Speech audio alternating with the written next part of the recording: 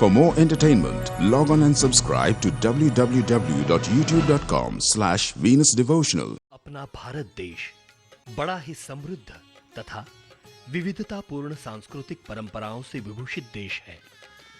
विशाल महासागर एवं महाकाय पर्वतों के प्राकृतिक सौंदर्य से परिपूर्ण देश है भारत देश। इन सब में श्रेष्ठ आकर्षण है हिमालय पर्वत का, दुनिया का सबसे ऊंचा पर्वत, देवताओं का निवास स्थान, भूलोक का स्वर्ग, पृथ्वी का मानदंड एवं भारतीय संस्कृति का जन्मदाता हिमालय पर्वत अपने देश के उत्तर में 2200 मील के विस्तार में फैला हुआ ये हिमालय पर्वत, जिसके मस्तक पर है शुभ्र श्वेत बर्फ का सुंदर सा मुकुट, इसकी गोद में गंगा, यमुना तथा कई अन्य नदियां बहती हैं।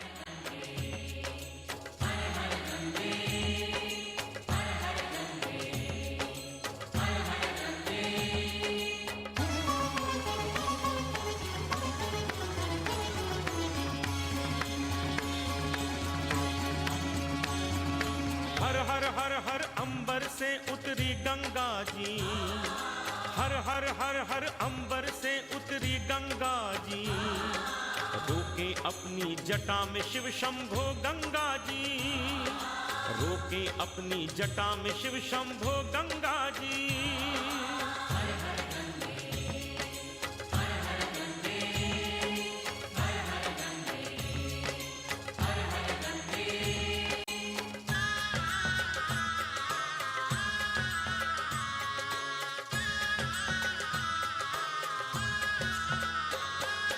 विष्णु जी के चरणों में गंगा जी रहती थी, भक्तों को चरणामृत दे पावन वो करती थी।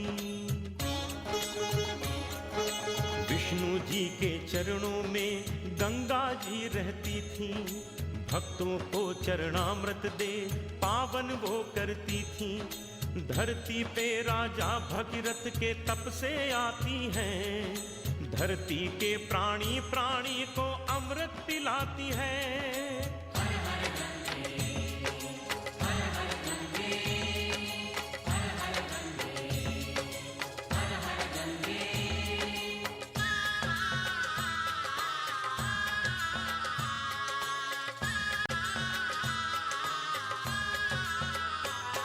इक्ष्वाकु वंश में चक्रवर्ती एक राजा सगर रहते थे। अश्वमेघ करते थे यज्ञ तो इंद्र बहुत डरते थे। यज्ञ का घोड़ा इंद्र चुरा कर बांधे एक मुनि आश्रम में। सगर के 60,000 पुत्र थे पहुंचे जाकर आश्रम में।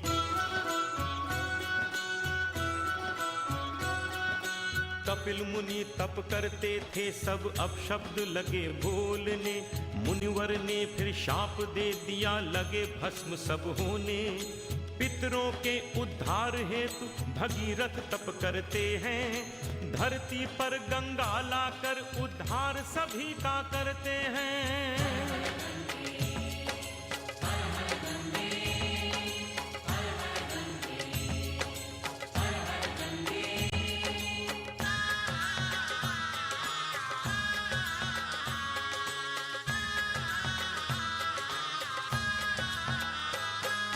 प्रश्न उठा गंगा की वेग को रोके कौन धरती पर। किया भगीरथ ने आवाहन रहा भरोसा शिव जी पर।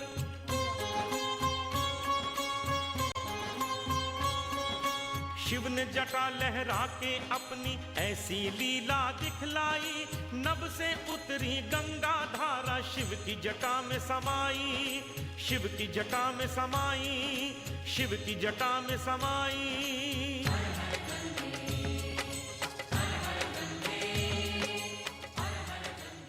पर्वतों के हरी भरी फूलों से सजी सुंदर घाटियां, यहाँ का पवित्र एवं विशाल वातावरण इंसान के तन मन में एक अनोखी ताजगी को जन्म देता है। इसी हिमालय पर्वत के चारों ओर कई तीर्थ क्षेत्र हैं।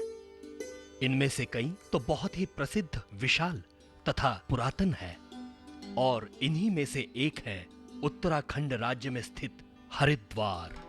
यह है संसार का सबसे श्रेष्ठ, पौराणिक एवं महान तीर्थ क्षेत्र हरिद्वार।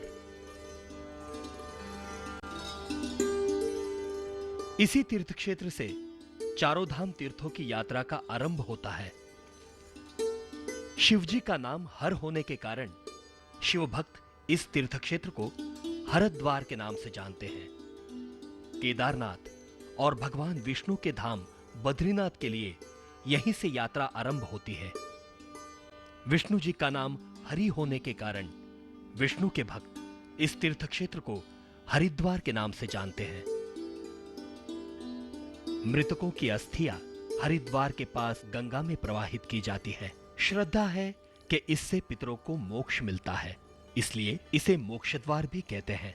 हिमालय पर्वत स्थित अपने उगम स्थान गंगोत्री से निकलने के बाद सर्वप्रथम गंगा जी का दर्शन यहीं पे होता है, इसलिए इसे गंगा द्वार भी कहा जाता है।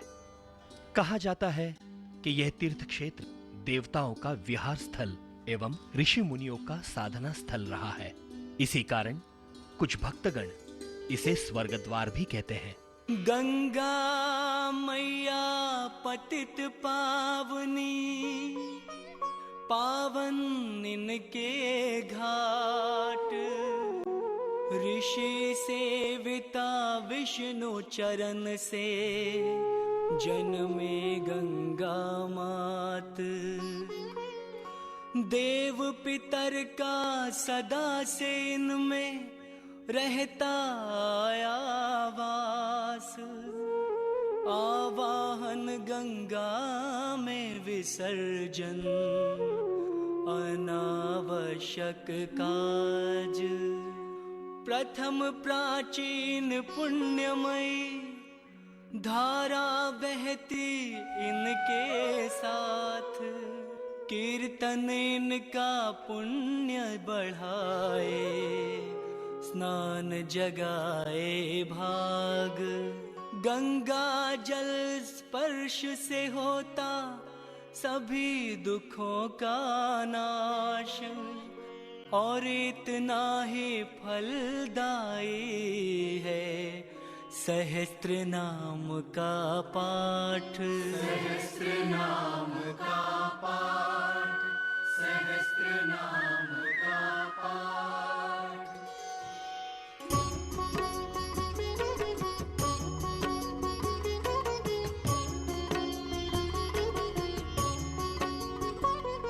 नमो गंगा मैया प्रणव रूपिणी, प्रणव रूपिणी मातु शिव रूपिणी।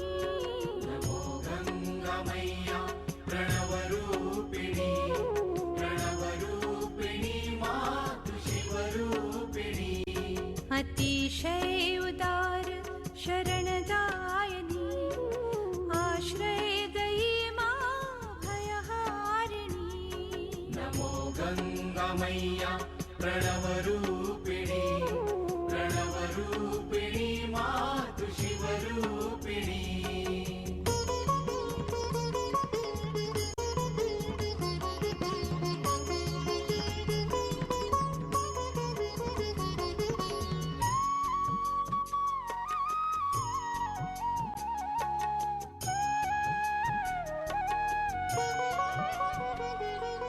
वृद्धावस्था रहित कामिनी, अमृतमयी मां जलवाहिनी। वृद्धावस्था रहित कामिनी, अमृतमयी मां तु जलवाहिनी। अलखवासिनी मां आनंददायिनी, निर्मल स्वरूपा सुधारूपिणी।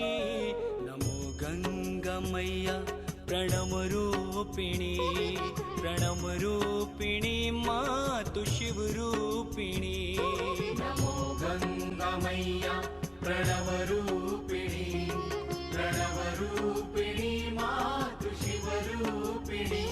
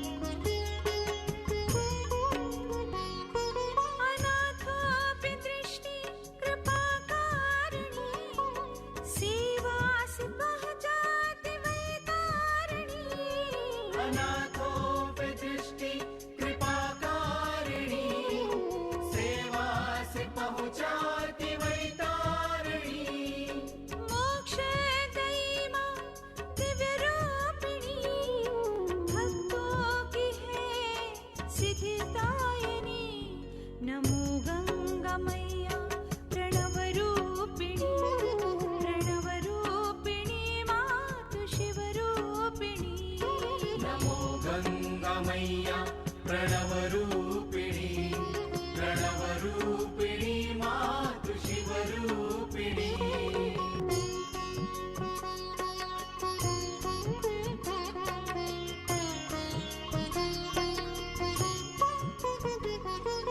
मनवांछित मां फलदायिनी अष्ट ऐश्वर्य प्रदायिनी। मनवांछित मां फलदायिनी अष्ट ऐश्वर्य प्रदायिनी।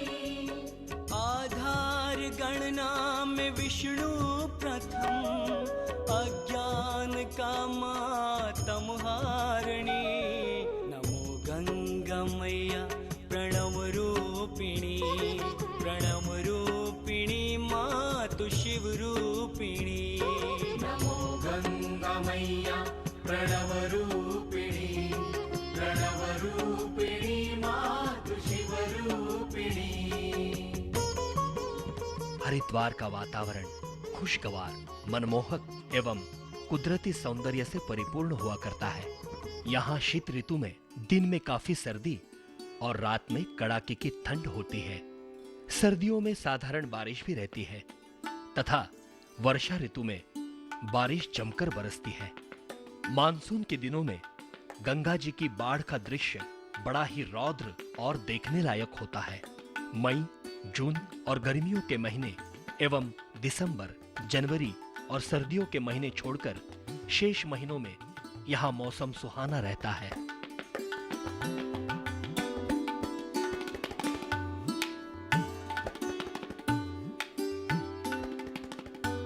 हरिद्वार का इतिहास बड़ा ही गौरवपूर्ण है। यहाँ के कई ऐतिहासिक और पौराणिक तीर्थ क्षेत्र इसके साक्षी हैं।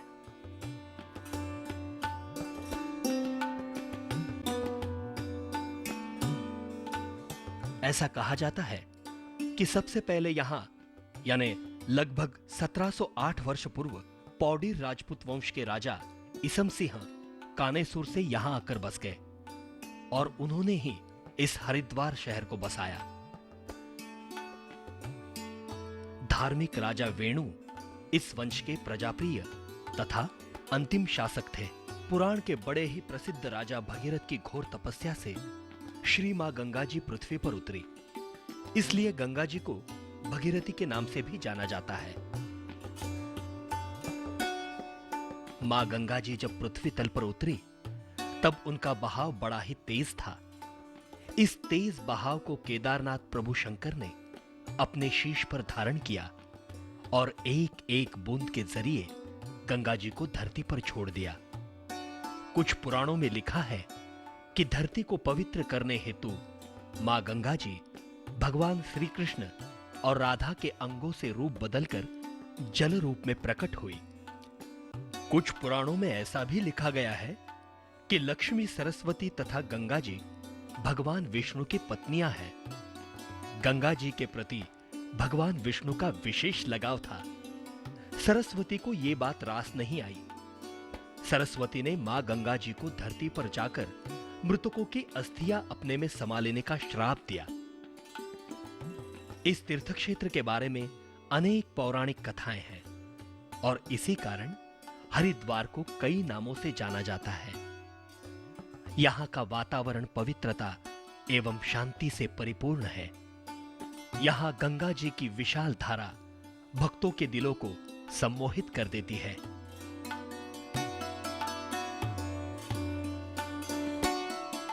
इन तीर्थ क्षेत्रों की सुंदरता और महत्ता का परिचय उन्हें देखकर ही हो सकता है। इनमें से एक है हरि की पौड़ी, जिसे कुछ भक्तगण ब्रह्मकुंड के नाम से भी जानते हैं। सम्राट विक्रमादित्य के भाई राजा भर्तृहरि ने संसार त्याग कर हरिद्वार में गंगा किनारे तपस्या की। इसी जगह प्रसिद्ध वैराग्य शतक एवं नीति शतक ऐसे महान ग्रंथों का निर्माण किया। उनके स्वर्गवास के पश्चात सम्राट विक्रमादित्य ने अपने भाई की स्मृति में घाट और सीढ़ियां बनवाई। यह घाट आज भी भर्तृहरि के नाम से ही हरि की पौड़ी कहलाता है। कुछ भक्तों का मानना यह है कि यहां पर स्वयं ब्रह्मा ने तपस्या की है। राजा श्वेत को गंगावतरण के पश्चात यहां ब्रह्मा के दर्शन हो गए। तब राजा श्वेत ने विनती की कि आप सभी देवताओं के साथ इसी तीर्थ स्थान पर वास करें, और तब से इस तीर्थ क्षेत्र को ब्रह्मकुंड कहा जाने लगा। यह सर्वाधिक महत्वपूर्ण एवं लोकप्रिय तीर्थ क्षेत्र है। यहां पर हमेशा भीड़ हुआ करती है।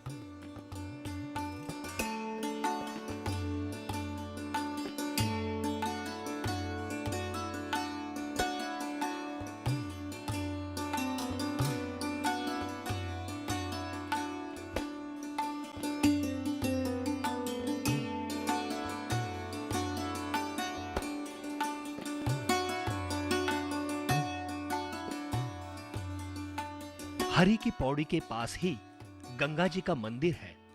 सभी भक्तगण स्नान करने के बाद इस मंदिर का दर्शन करते हैं।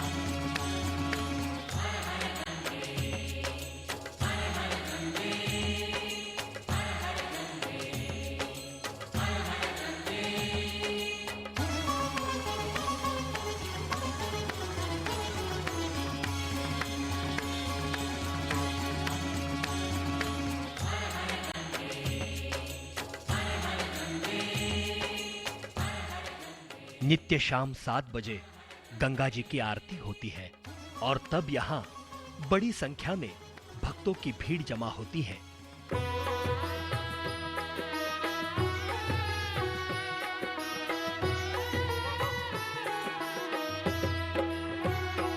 ओम जय गंगे माता, मैया जय गंगे माता।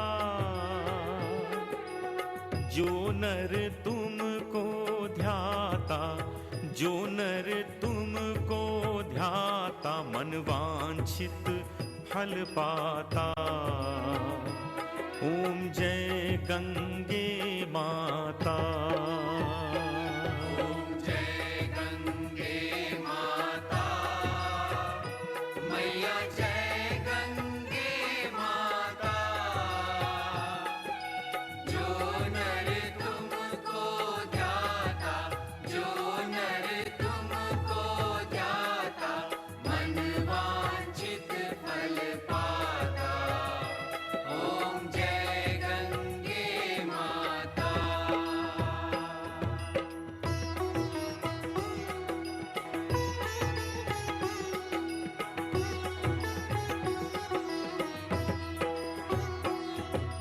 चंद्र सी ज्योति तुम्हारी, जल निर्मल आता।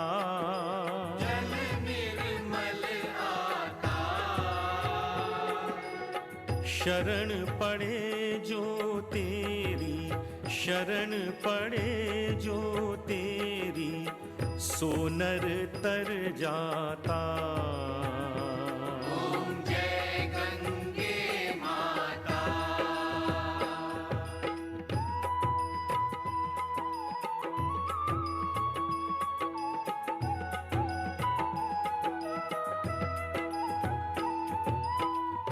पुत्र सगर के तारे सब जग को ज्ञाता, सब जग को ज्ञाता।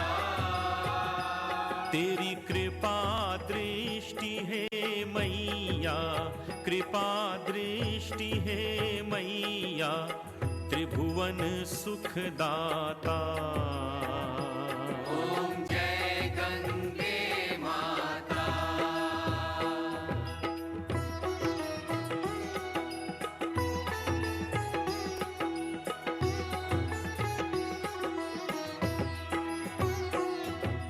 एक बार जो प्राणी शरण तेरी आता,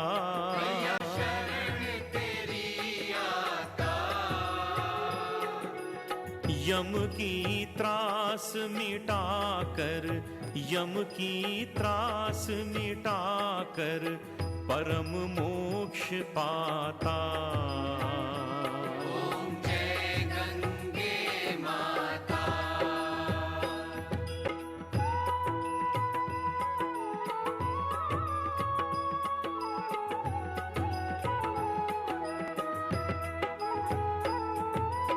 आरती मातु तुम्हारी जो नर नित गाता, जो नर नित गाता। सेवक वही सहज में, सेवक वही सहज में भक्ति मुक्ति पाता। ओम जय गंगे माता, जय गंगे माता। मैया जय गंगे माता। जो नर तुमको ध्याता, जो नर तुमको ध्याता, मन वांछित फल पाता। ओम जय गंगे माता। ओम जय गंगे माता। मैया जय गंगे माता। जो नर तुमको ध्याता, जो नर तुमको ध्याता, मन वांछित फल पाता। ओम जय गंगे माता। घंटों के निनाद से सारा वातावरण गूंज उठता है। भक्तगण जब फूलों से भरे द्रोण में जलते दीपक धारा में प्रवाहित करते हैं, तब एक बड़ा ही अनोखा एवं सुंदरतम दृश्य देखने को मिलता है।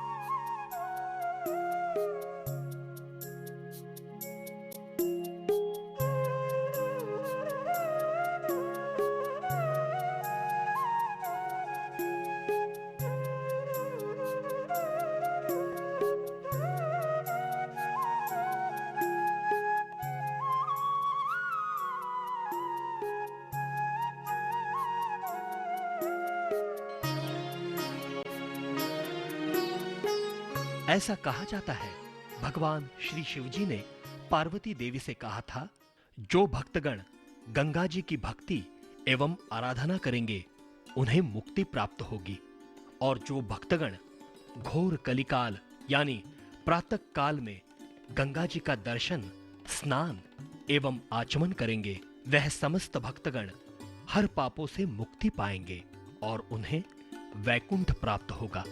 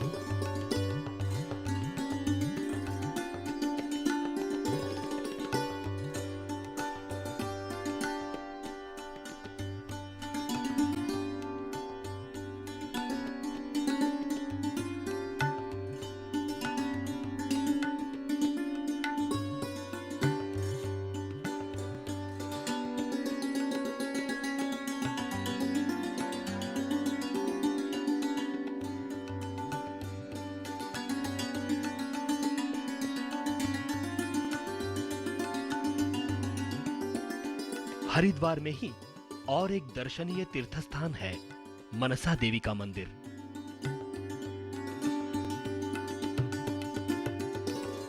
यह प्राचीन एवं पौराणिक मंदिर शिवालिक पर्वत पर स्थित है।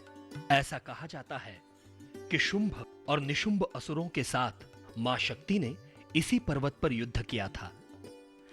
चामुंडा ने इसी पर्वत पर अपने आप को छुपाया था। इस मंदिर की ओर जाने के लिए प्रमुख दो मार्ग हैं।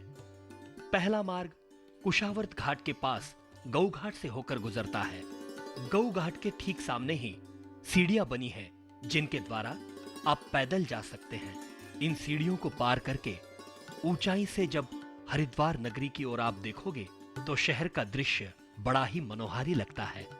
मनसा मंदिर की ओर जाने के लिए दूसरा मार्ग है रोपवे यानी ट्रॉली, जो उड़न खटोला के नाम से अधिक परिचित है। यह एक बहुत ही साहसपूर्ण, आनंदमयी एवं रोमांचित यात्रा है। इस बागडोर द्वारा 1 घंटे में लगभग 800 यात्रीगण मनसा देवी के दर्शन कर सकते हैं। श्री मनसा देवी के दर्शन कराने हेतु यात्रियों के लिए 35 उड़न खटोलों का प्रयोजन किया है। हर एक यात्री इस उड़न खटोलों में बैठने के लिए बड़ा ही उत्सुक होता है।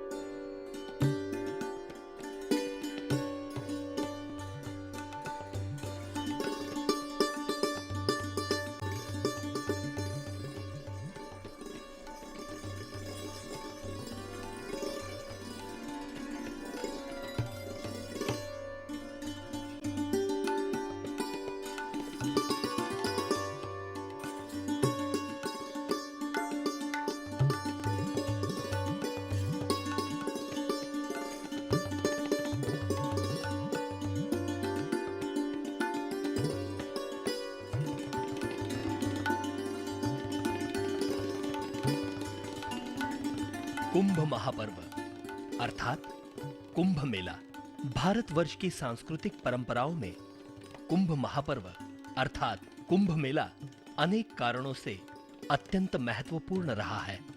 कुंभ का मेला 12 वर्षों में एक बार लगता है। पुराणों के अनुसार सृष्टि के समय देवताओं की शक्ति एक ऋषि के कारण क्षीण हो गई थी। अपनी शक्ति को पुनः प्राप्त करने के लिए ब्रह्मा जी ने सागर मंथन करके अमृत सेवन करने को कहा। उस समय असुरों और देवताओं में लड़ाई झगड़ा नहीं था। दोनों ने मिलकर मंदराचल पर्वत को मंथनी और सर्पों के राजा वासुकी को रस्सी के रूप में प्रयोग किया।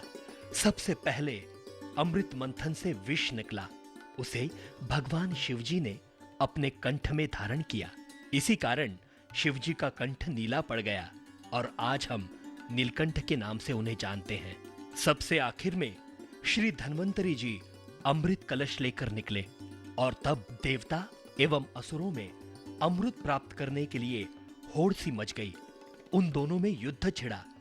इस युद्ध में कलश से अमृत की कुछ बूंदें छलककर धरती पर प्रयाग, गोदावरी, उज्जैन एवं हरिद्वार पर जा गिरी, जहां आज कुंभ मेले लगते हैं। पुराणों के अनुसार जब बृहस्पति कुंभ राशि में हो और सूर्य मेष राशि में प्रवेश करता है, उसी वक्त हरिद्वार में कुंभ महापर्व अर्थात कुंभ मेला लगता है। ऐसा कहा जाता है कि कुंभ मेले के दिन हरिद्वार में गंगा स्नान करने से पुनर्जन्म मिट जाता है।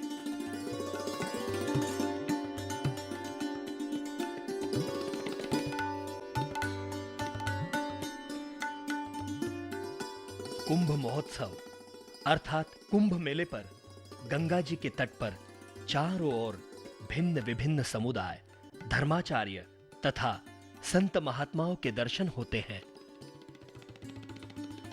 कुंभ मेले के समय सर्वाधिक महत्वपूर्ण एवं प्रसिद्ध माना जाने वाला तीर्थ क्षेत्र हरि की पौड़ी पर सर्वप्रथम साधु संतों और महंतों को प्रथम स्थान दिया जाता है।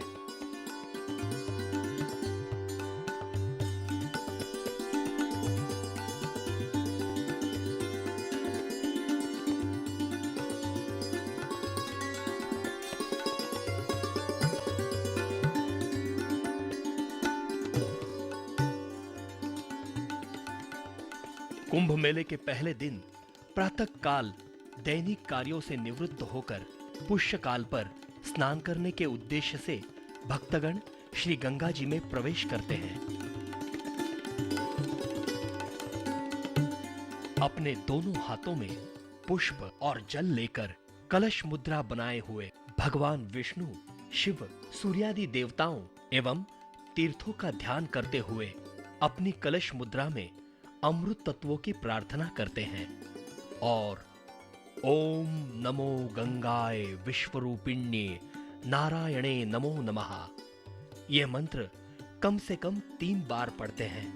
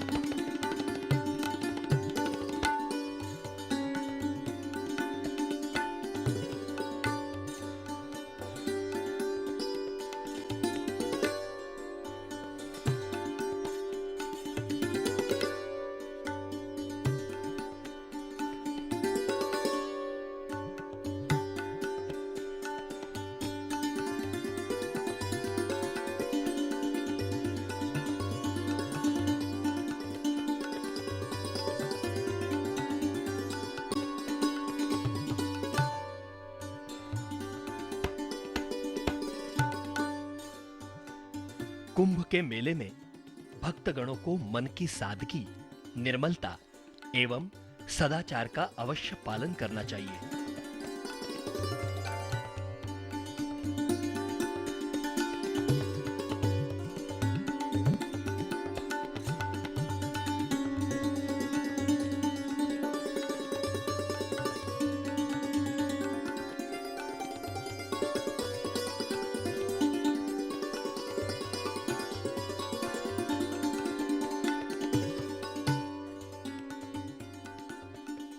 ऐसा कहा जाता है कि जो भक्त कुंभ के मेले के दिवस पर गंगा जी के जल में खड़े होकर ओम नमः शिवाय गणाय शिवदाय नमो नमः नमस्ते विष्णु रूपिण्ये ब्रह्ममूर्ते नमस्तुते ऐसी स्तुति करके गंगा स्तोत्र गणाष्टक आदि स्तोत्रों का पाठ करते हैं, उसे सब पापों से मुक्ति मिलती है।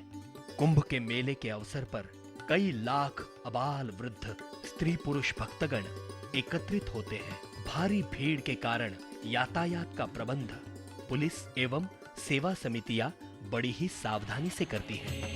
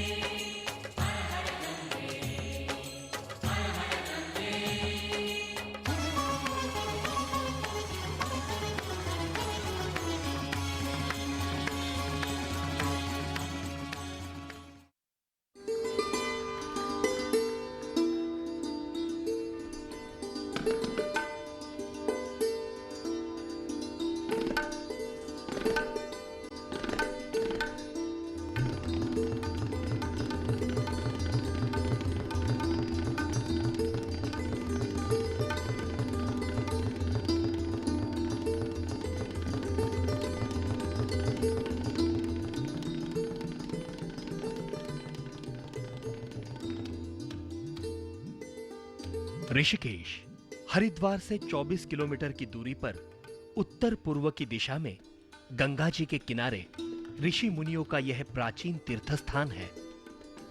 समुद्र तट से इसकी ऊंचाई लगभग 340 मीटर है। हरिद्वार से बस, रेल तथा टैक्सी द्वारा आप ऋषिकेश जा सकते हैं।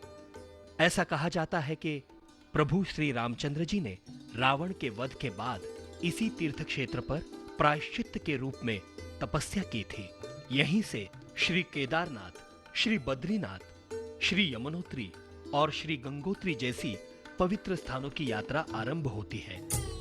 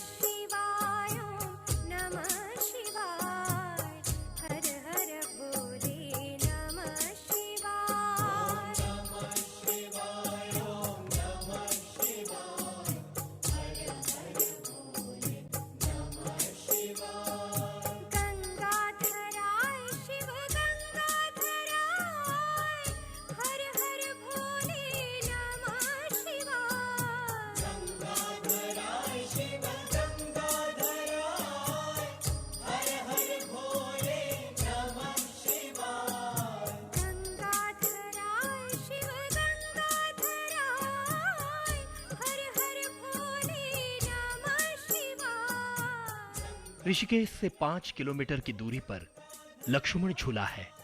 कहा जाता है कि यह लक्ष्मण जी की प्राचीन यादगार है।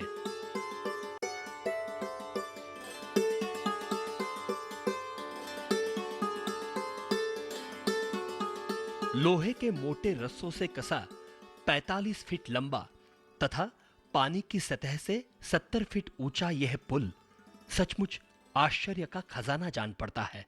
इस पुल पर खड़े होकर गंगा जी की बहती धारा का दर्शन करना अपने आप में एक अनूठा अनुभव हुआ करता है।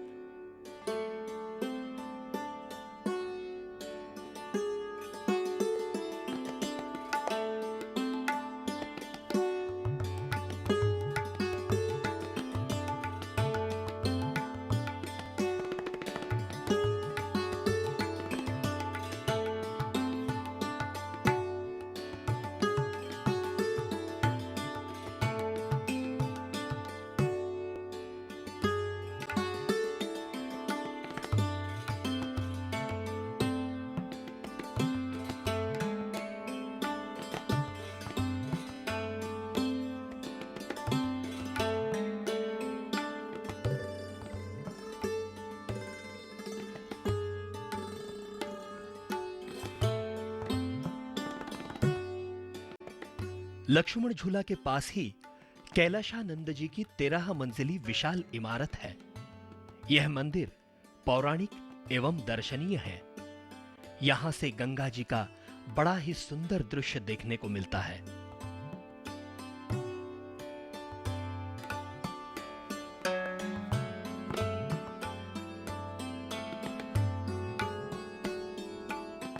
साधु संतों के दर्शन करके भक्तगण अपने जीवन को पवित्र करते हैं। लक्ष्मण झूला से 4 किलोमीटर की दूरी पर है राम झूला। यह भी एक बड़ा ही दर्शनीय स्थल है।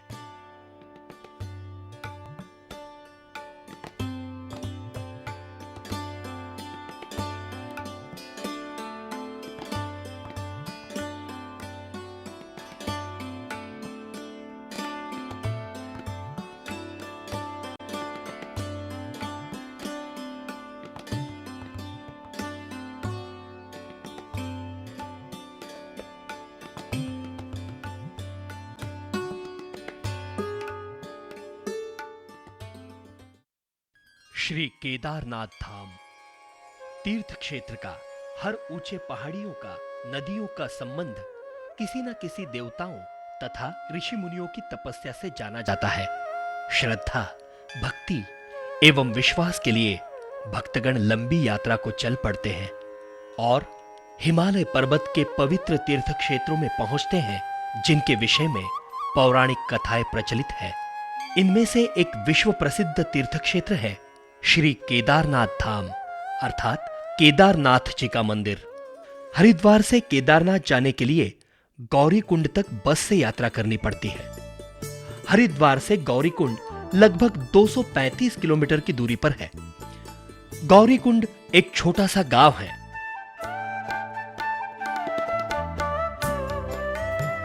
यहां आप कुछ देर के लिए आराम कर सकते हैं, लेकिन उसके बाद गौरीकुंड से आपको केदारनाथ जी तक पैदल ही जाना पड़ेगा, जो 14 किलोमीटर का रास्ता है। अगर कोई चलने में असमर्थ हो तो उनके लिए घोड़ों की सवारी उपलब्ध है। आप चंद पैसे देकर घोड़े पर बैठकर केदारनाथ मंदिर तक जा सकते हैं। गौरीकुंड से केदारनाथ जाने का रास्ता बड़ा ही कठिन एवं चढ़ाई का है।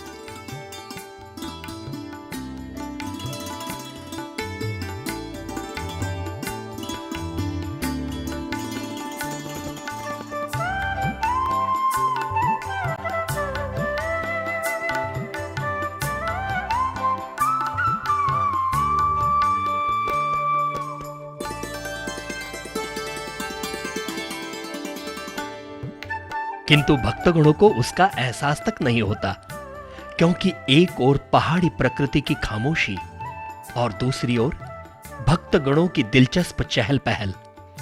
सृष्टि की विलोभनीय एवं मोहक सुंदरता देखकर भक्तगण मंत्रमुग्ध हो जाते हैं। बादल जब अपने शरीर से टकराकर जाते हैं तब मन आनंद विभोर हो जाता है। यहां की हवाओं की निराली मस्ती भक्तगणों के तन मन में एक अनोखी ताजगी का अनुभव कराती है। ऐसा लगता है मानो संसार का सारा सुख यहीं पर सिमट के रह गया हो।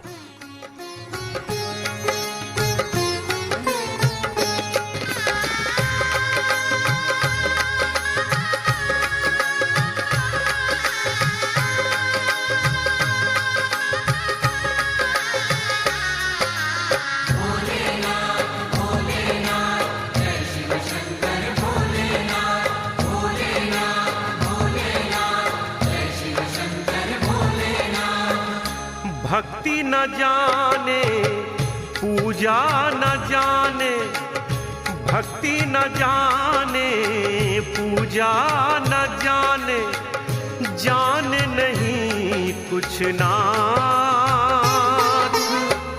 हम तो बस इतना ही जाने, हम भोले हैं तुम भोलेनाथ। हम भोले हैं तुम भोलेनाथ। भोलेनाथ भोलेनाथ जय शिव शंकर भोलेनाथ। भोलेनाथ भोलेनाथ जय शिव शंकर भोलेनाथ।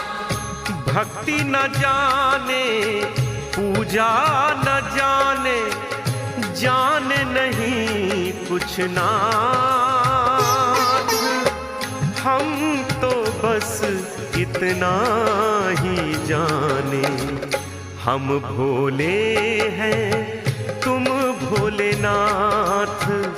हम भोले हैं तुम भोलेनाथ। भोलेनाथ।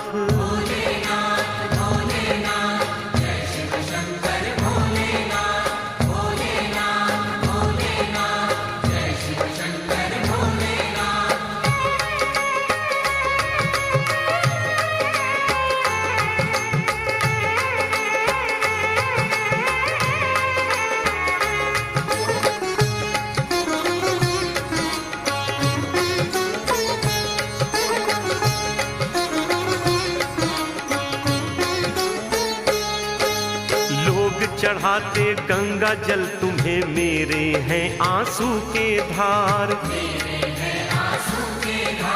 बिल्व पत्र जैसे हूँ चरण में, नाथ मुझे दो अपना प्यार।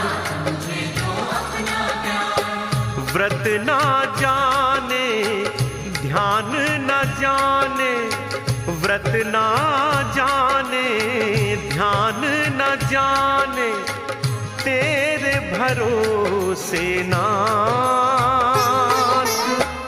जाने तो बस इतना ही जाने, दीन है हम तुम दीनानाथ। दीन है हम तुम दीनानाथ।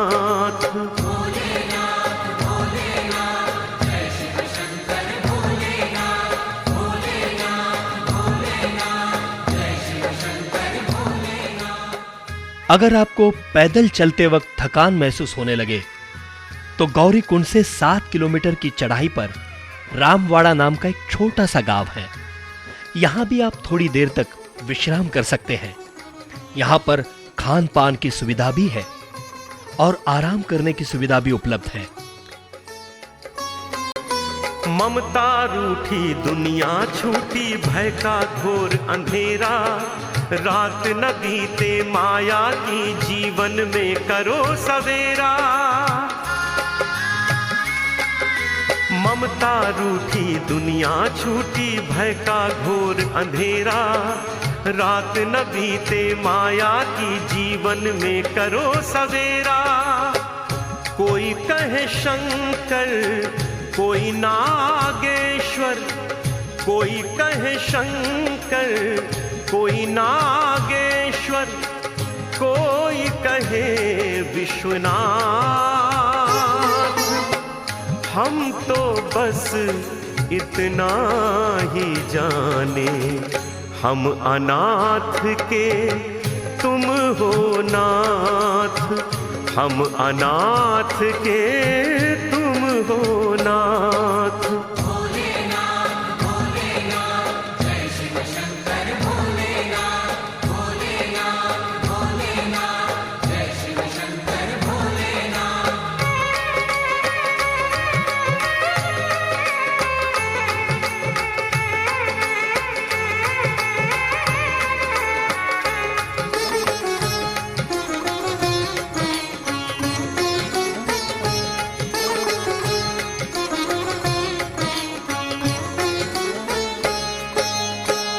शीश पर गंग जटा में तन बाघंबर छाला। कर त्रिशूल हो सर्प गले में, रूप दिखा दो कृपाला।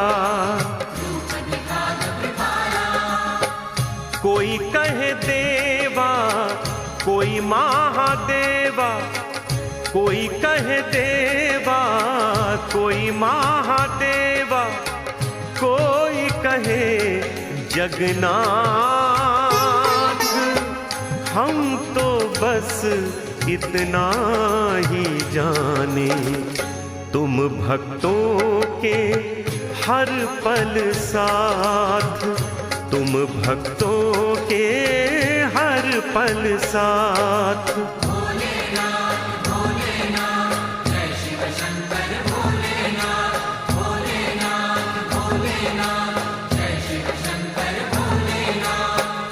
भक्ति न जाने, पूजा न जाने, जाने नहीं कुछ ना। 11,725 फीट ऊंचाई पर बना ये केदारनाथ जी का मंदिर बहुत ही प्राचीन है। इस मंदिर को पांडवों ने निर्माण किया। शिव जी के 12 ज्योतिर्लिंगों में से एक है यही केदारेश्वर लिंग।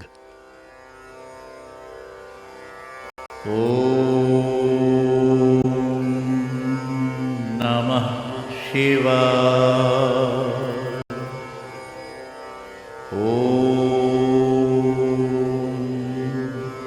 नमः शिवाय।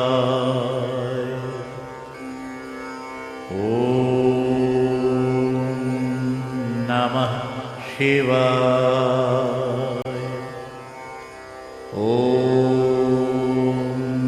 नमः शिवाय।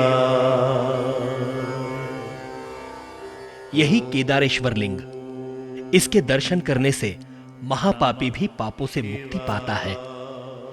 ऐसा कहते हैं कि जिसने केदारेश्वर के दर्शन नहीं किए उसका जीवन निरर्थक है।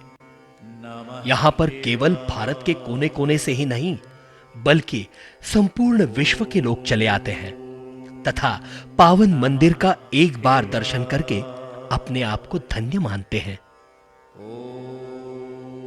चारों ओर बर्फीले पर्वत और उसके बीच केदारनाथ जी का विशाल मंदिर बड़ा ही भव्य एवं सुंदर बना हुआ है। मंदिर के मुख्य द्वार पर श्री नंदी जी बैठे हुए हैं।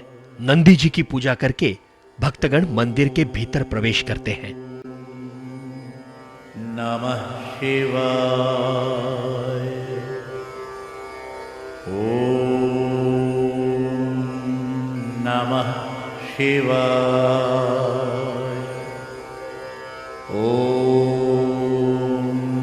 नमः शिवाय। ओम नमः शिवाय। ओम नमः शिवाय। ऐसा कहा जाता है कि केदारनाथ में जाने की इच्छा करने वाला भी मनुष्य लोक में धन्य है। उस भक्त के 320 पीढ़ियों तक के पितर शिवलोक में चले जाते हैं। केदारेश्वर अर्थात केदारनाथ जी का ये महान तीर्थ क्षेत्र सभी तीर्थ क्षेत्रों में से उत्तम है। शिवाय। ओम नमः शिवाय। ओम नमः शिवाय। ओम नमः शिवाय। ओम नमः शिवाय।